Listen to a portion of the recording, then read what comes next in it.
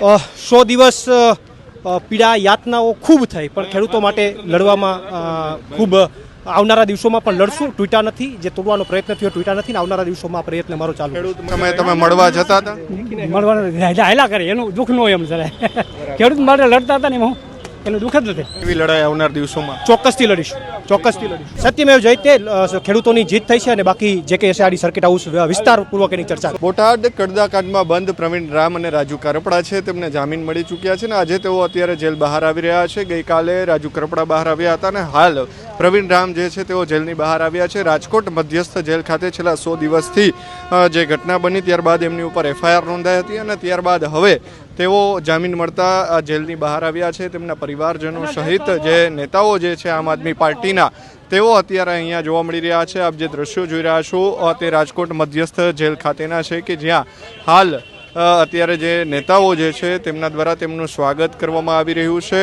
પ્રવીણ રામ 100 દિવસ બાદ આજે આખરે તેઓ જેલની બહાર આવ્યા છે. કાર્યકર્તાઓ જે છે તે પણ મોટી સંખ્યાની અંદર અહીંયા પહોંચ્યા છે અને તેમનું સ્વાગત અત્યારે અહીંયા કરવામાં આવી રહ્યું છે. પ્રવીણ રામ જે છે તે બોટાદ કડદાકાંડને લઈને તેમની ઉપર એફઆઈઆર નોંધાઈ હતી. હાલ તેઓ બહાર આવ્યા છે અને તેમનું સ્વાગત હેમત ખવા જે ધારાસભ્ય છે તેમના દ્વારા કરવામાં આવી રહ્યું છે. બ્રિજરાજ સોલંકી છે તેમના દ્વારા કરવામાં આવી રહ્યું છે. ઈસુદાન ગઢવી આ પ્રદેશ નેતા જે છે તેમના દ્વારા પણ તેમનું સ્વાગત અત્યારે કરવામાં આવી રહ્યું છે.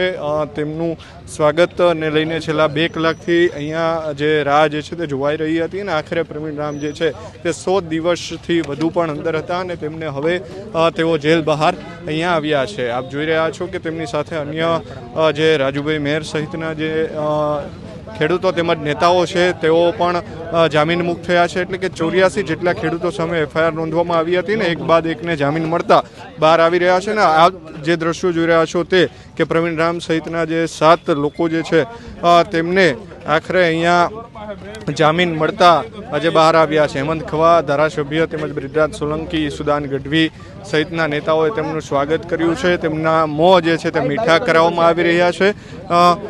હાલ અત્યારે આપણી સાથે પ્રવીણ રામ છે, તેમની સાથે જ વાત કરવાનો પ્રયાસ કરીશું. શું કહી રહ્યા છે પ્રવીણભાઈ? હાલ તેમની સાથે વાત કરવાનો પ્રયાસ કરીશું. તેઓ શું કહી રહ્યા છે?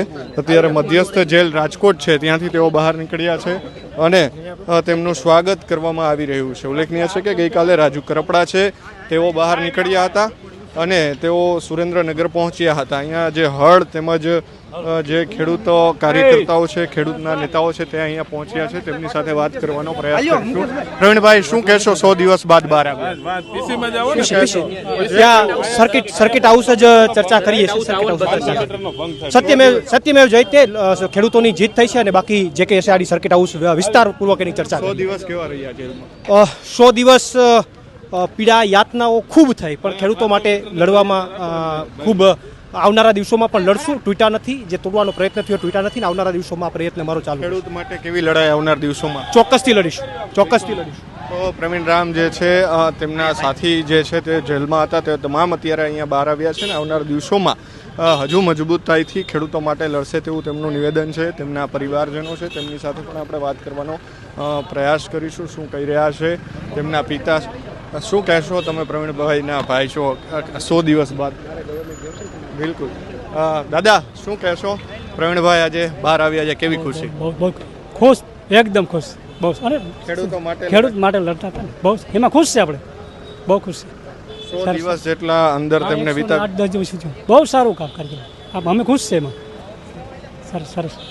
આજે આખો પરિવાર તમે અહીંયા પ્રવીણભાઈને લેવા આવ્યા? અમારો આખો પરિવાર. સરસ સરસ. ભગવાનની પ્રાર્થના. જેલમાં હતા તે સમયે તમે મળવા જતા હતા? મળવાના હાયલા કરે એનું દુઃખ ન હોય એમ જરા. ખેડૂત માટે લડતા હતા ને એમાં એનું દુઃખ જ નથી અને લડતા રહે એમ. ખેડૂત માટે હંમેશા માટે લડતા રહે. સરસ સરસ સરસ. બિલકુલ. તો આ પ્રવીણ રામના પિતા હતા, તેમણે પણ કહ્યું કે ખેડૂતો માટે આગામી દિવસોમાં તેઓ લડતા રહે હજુ પણ. અને જ્યારે ખેડૂતોની વાત આવે ત્યારે પ્રવીણ રામ જે કડદાકાંડની અંદર તેઓ જેલમાં હતા અને ત્યારબાદ હવે તેમની સાથેના જે ખેડૂતો છે તેઓ પણ અત્યારે બહાર આવ્યા છે. તેમનું પણ અત્યારે અહીંયા સ્વાગત કરવામાં આવી રહ્યું છે.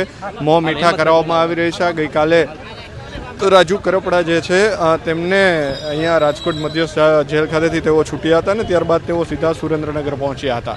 હાલના આ દ્રશ્યો તમે જોઈ રહ્યા છો કે પ્રવીણ રામ બહાર આવતાની સાથે જ હવે જે મીડિયા જે છે તેમને સંબોધશે થોડી વારમાં. અને હાલ પ્રવીણ રામ જે છે તેઓ 100 દિવસ બાદ બહાર આવ્યા છે.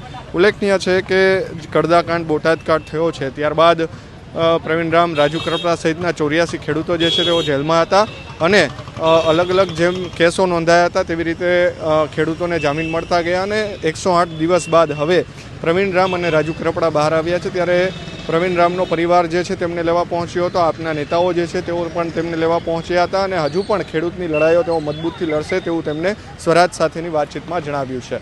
કેમેરા પર્સન કેવિન નિમાવત સાથે મયુર સરવૈયા, સ્વરાજ મીડિયા, રાજકોટ.